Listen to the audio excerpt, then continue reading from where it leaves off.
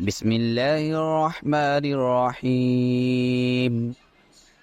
तो चलिए आज हम स्टार्ट करते हैं प्रोस्टेट कार्सिनोमा। ठीक है, कार्सिनोमा प्रोस्टेट या प्रोस्टेट कार्सिनोमा मेल में प्रोस्टेट से रिलेटेड जितने भी पैथोलॉजी के केसेस हैं, मीन पीछे बीपीएच पड़ा है, उसके बाद ये कार्सिनोमा है, ये इम्पोर्टेंट है। ठीक है, तो ये आप कह सकते हैं कि मेल में जितने कैंसर पाए जाते हैं उसमें से 25% प्रोस्टेटिक हैं and it is equal to colorectal carcinoma. ठीक है, पर्सन नहीं, दोनों की इक्वल है मेल्स में। उसको पैथोजेन से देखते हैं, सबसे पहले हम देखते हैं फैक्टर कौन कौन से पैथोजेन से में। सबसे पहले एंड्रोजन।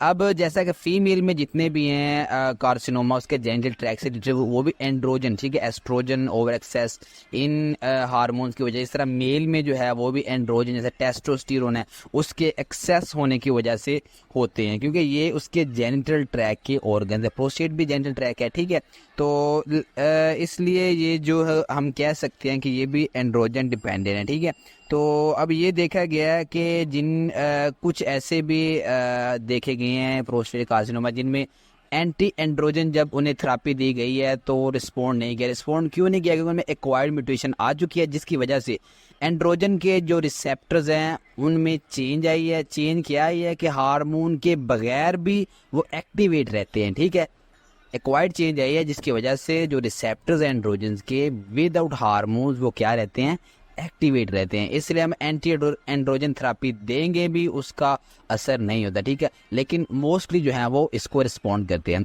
उसके बाद हेरिडिटी जो है इसका भी पैथोजेंसिस में रोल है। वो देखा गया है कि मोस्टली जो है ब्लैक और स्कैंडिनावियंस, ठीक है, या स्कैंडिनेवियंस कंट्रीज जो हैं उनमें ये ज़्यादा देखा गया है प्रोस्टेट कार्सिनोमा। ठीक है, उनमें मोस्टली माइक ओंकोजीन जो है उसमें म्यूटेशन देखी गई है। उसके बाद इन्वायरमेंटल फैक्टर्स हैं। इन्वायरमेंट कैसे इफेक्ट करता है ये देखा गया। जापानी जो हैं जो कि यूनाइटेड स्टेट्स में, ठीक है, रहते हैं, यूनाइटेड स्टेट के अंदर जापानी लोग जो हैं उनमें देखा गया है कि प्रोस्टेटिक कार्सिनोमा ज़्यादा है। ठीक है, तो इनको इन्वायरमेंट का रोल है। उसके बाद एक्वायर्ड सोमैटिक म्यूटेशन, ये सबसे मोस्ट कॉमन आप कह लें कि इन्वॉल्विंग फैक्टर है जो कि प्रोस्टेटिक कार्सिनोमा करवाता है। तो मुख्तलिफ है इसमें, जैसा कि सबसे कॉमन TMPRSS2 ETS फ्यूजन, ठीक है, ये होती है। उसके अलावा माइक होता है, P10 जीन इनमें। ठीक है, अब हम पैथोजेन से देखते हैं। तो नॉर्मल प्रोस्टेट है आपके पास, उसमें सबसे पहले कौन सी म्यूटेशन आएगी? वही जो मैंने आपको बताया, TMPRSS2 ETS, ये दो जीन्स हैं, इनकी फ्यूजन हुई है। ठीक है, तो हमारे पास क्या हो गया, नॉर्मल से इंट्रा एपिथेलियल नियोप्लेजिया। ठीक है, अभी सिर्फ एपिथेलियम के अंदर नियोप्लेजिया हुआ है, मीन कार्सिनोमा यहाँ से शुरू हो गया। उसके बाद P27 का लॉस हुआ, अभी न्यूप्लेजिया हुआ, P27 जीन है उसका लॉस हो गया, तो हमारे पास एडेनो कार्सिनोमा बन चुका है। ठीक है, पहले इंट्रा एपिथेलियल नियोप्लेजिया, उसके बाद ग्लैंड्स इन्वॉल्व हुए तो एडेनो कार्सिनोमा। देन हमारे पास P10 जीन का लॉस हुआ। ठीक है, तो एडेनो कार्सिनोमा किस में चेंज हो गया, मेटास्टेटिक प्राइमरी कार्सिनोमा। ठीक है, P10 जो मेनली टिश्यूज को अपनी जगह पे रखता है, जब वो लॉस हुआ तो मेटास्टेटिक। उसके बाद TP53 RB और माइक जीन जब इनमें mutation I at the end, तो हमारा जो मेटास्टेटिक ट्यूमर है एग्रेसिव ट्यूमर में चेंज हो गया।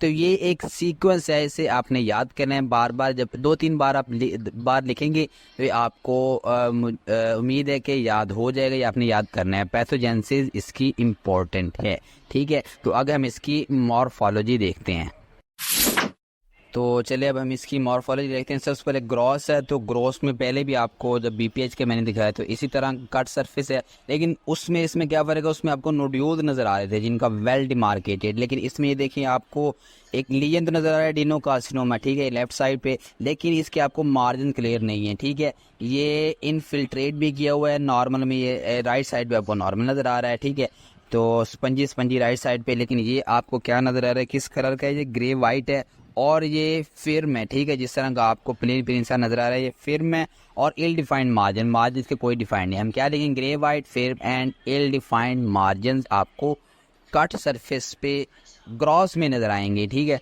तो ये चीज़ है। तो उसके बाद हम देखते हैं ये इसकी माइक्रोस्कोपिक डायग्राम है। तो इसमें आपको क्या नज़र आ रहे हैं, ये जो आपको वाइट से ल्यूमेन नज़र आ रहा है, उसके गिद बाउंडेज है, ग्लैंड्स है। तो इसमें आपको वेल डिफाइंड ग्लैंड, ठीक है, ग्लैंड जो है वेल डिफाइंड प्रॉपर पता चल रहा है कि ये ग्लैंड्स हैं।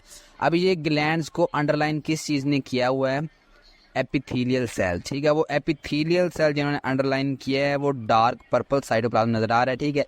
लेकिन इसका आप वो देखें जो आपको दूसरा स्ट्रोमा नज़र आ रहा है वो पिंक पिंक सा है, लेकिन सेल का साइटोप्लाज्म डार्क पर्पल है। इसके अलावा इसमें ग्लैंड्स की ना तो आपको इनफोल्डिंग्स नज़र आ रही हैं, ठीक है, ना ब्रांचिंग नज़र आ रही है, ठीक है। हमें क्या लिखना है, lack of branching and infoldings of gland. तो ये 3 फीचर इस डायग्राम में आपको नज़र आए। अब हम वो लिखते हैं, वेल डिफाइंड ग्लैंड नज़र आए। अब glands lack branching and infolding जो कि बीपीएच में हमें नज़र आ रही थी। उसके बाद cells with dark purple cytoplasm जिन्होंने ग्लैंड्स को अंडरलाइन किए थी, ठीक है, ग्लैंड्स के इर्द गिर्द उसकी बाउंड्रीज बना रहे हैं जो सेल।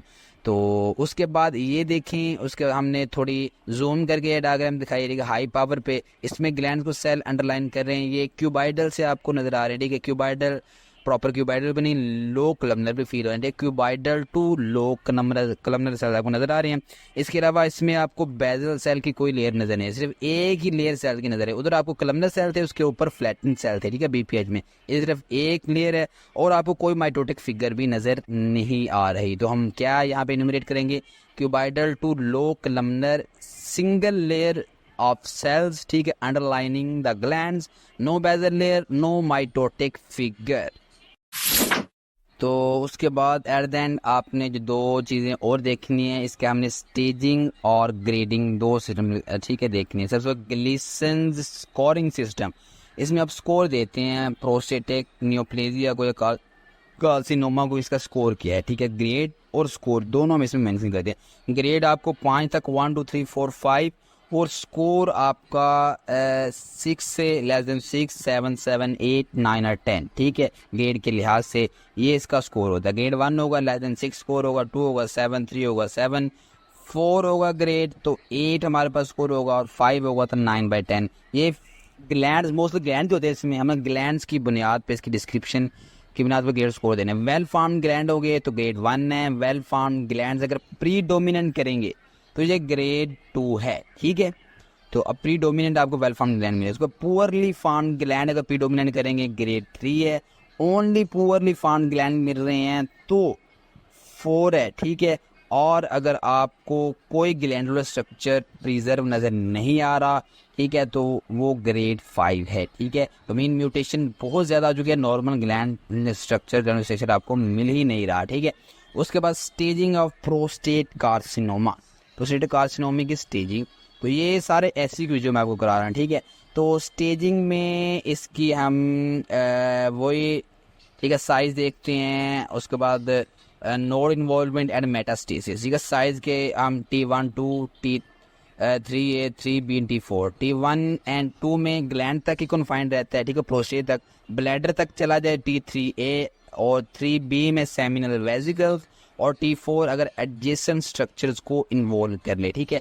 अब जैसे CBC हमारी ब्लड रिपोर्ट है, CBC की जगह पर CBSA हमने रेड कर दिया ना, पहला उसका अल्फाबेट CBSA, ठीक है। तो confined to gland bladder seminal vesicle and adjacent structure.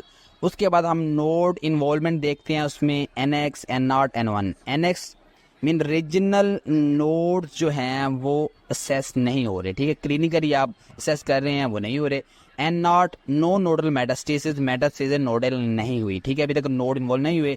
N1 regional lymph node जो हैं वो इन्वॉल्व हो चुके हैं, दैट इज N1।